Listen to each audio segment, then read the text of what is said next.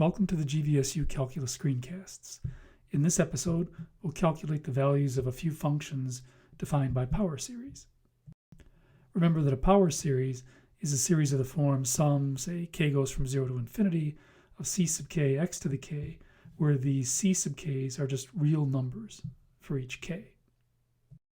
And in this screencast, we're going to evaluate a few special functions defined by power series at a few points. As an example, let's define f of x by the power series sum k goes from 0 to infinity, 3 to the k x to the k. This power series defines f as a function whose inputs are those values of x for which the series converges. And if we input a specific value of x into our function f into this power series, then we end up with a series of real numbers. For example, f of 1/4 would be the series that we obtain by substituting 1/4 in for x. So f of 1/4 is the sum, k goes from 0 to infinity, of 3 to the k times 1/4 to the k. And if we look at a few terms of this series of real numbers, when k is 0, we get 1. When k is 1, we get 3/4. When k is 2, we get 9/16, and so on. So f of 1/4 is the sum of the series 1 plus 3/4 plus 9/16 plus 27/64, and so on, if that series converges. Now, in fact, this series for f of 1/4 should be familiar to us. Pause the video for a moment, look at the series, figure out why it's familiar, and then evaluate f of 1/4 by finding the sum of this series, and resume the video when you're ready. F of 1/4 is the sum as k goes from 0 to infinity of 3 to the k times 1/4 to the k, and we can combine these terms together into 3/4 to the k. We should be able to recognize this as a geometric series with a ratio 3/4. And remember, the sum of a geometric series with ratio r is 1 over 1 minus r, so f of 1/4 is 1 over 1 minus 3/4, or 4. So in this case, f of 1/4 is just 4. This calculation of f of 1/4 provides us some insight into finding a general rule for f of x. So why don't you pause the video for a moment and use that idea that we used to find f of 1/4 to find a rule for f of x by summing this series. And for which values of x should we expect the series for f to converge? Or in other words, what's the domain of f?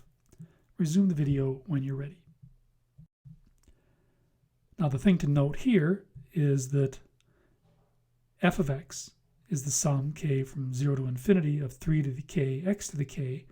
And again, we can put those two terms together into just 3x quantity to the kth power. And we can recognize then that f is a geometric series with a ratio 3x. We know that the geometric series converges as long as the ratio is less than 1 in absolute value. So our power series for f will converge as long as the ratio, in this case 3x, in absolute value is less than 1, or for x's that are between -1/3 and 1/3. And in these situations, we can sum this geometric series with ratio r. The sum of a geometric series with ratio r is 1 over 1 minus r, so f of x is just equal to 1 over 1 minus 3x. Let's look at another example. Let's let f of x be defined by the power series sum k goes from 0 to infinity, x to the k over k factorial. If we evaluate this function at x equals 1, we get f of 1 is the sum as k goes from 0 to infinity of 1 to the k over k factorial.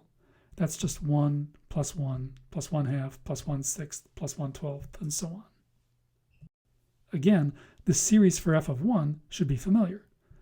Pause the video for a moment, reflect on what this series looks like and how it's familiar to you, and then sum the series to find the value of f of 1.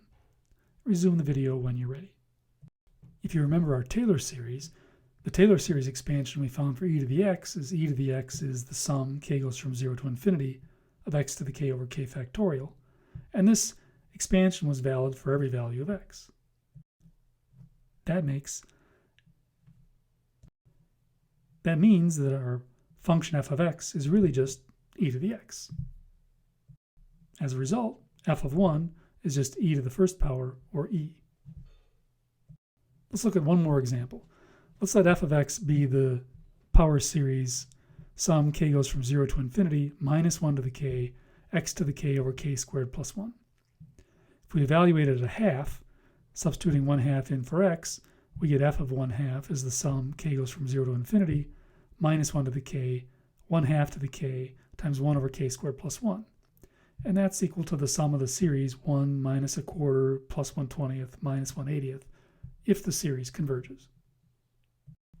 This series for f of 1/2 is not one that we know, but we do have some techniques that we've developed that allow us to approximate the sum of this series as close as we like.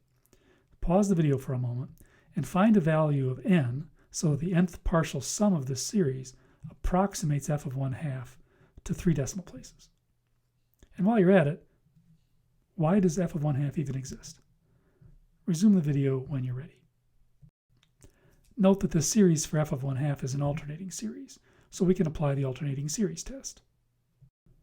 The sequence of positive terms here, 1 over 2 to the k times 1 over k squared plus 1, decreases to 0, so the alternating series test tells us that the series for f of 1/2 converges, and so f of 1/2 does exist.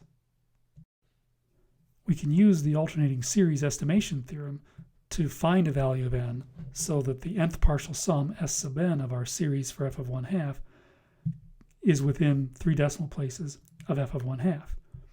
Remember that the absolute value of the difference between s sub n, the nth partial sum, and the sum of the series, which is f of 1/2 in this case, is less than the n plus first positive term, c sub n plus 1. And in our case, c sub n plus 1 is 1 over 2 to the n plus 1 times 1 over n plus 1 squared plus 1, because remember, we're using the series for f of 1/2. All we need to do now is find a value of n so that c sub n plus 1 is less than 0.001. This we can do by trial and error, just substituting different values in for n until we find one that works. And we can see that by just trial and error, a value of n equal 5 makes c sub n plus 1 about 0.0004 something, which is certainly less than 0.001.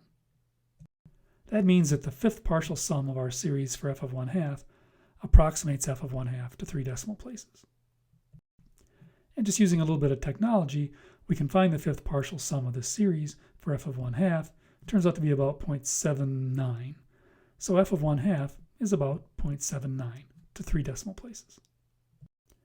To summarize, a power series is just a series of the form sum k goes from 0 to infinity, c sub k x to the k, where c sub k, these are just real numbers.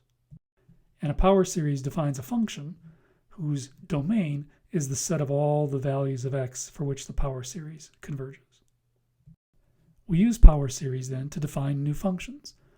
One of the problems with power series is that it's difficult, if not downright impossible, to find exact values for functions defined by power series at given inputs. But we can use tools like the alternating series estimation theorem to approximate values of power series at given inputs, assuming that the series that we get is an alternating series. That concludes our screencast on evaluating power series at points. We hope you'll come back again soon.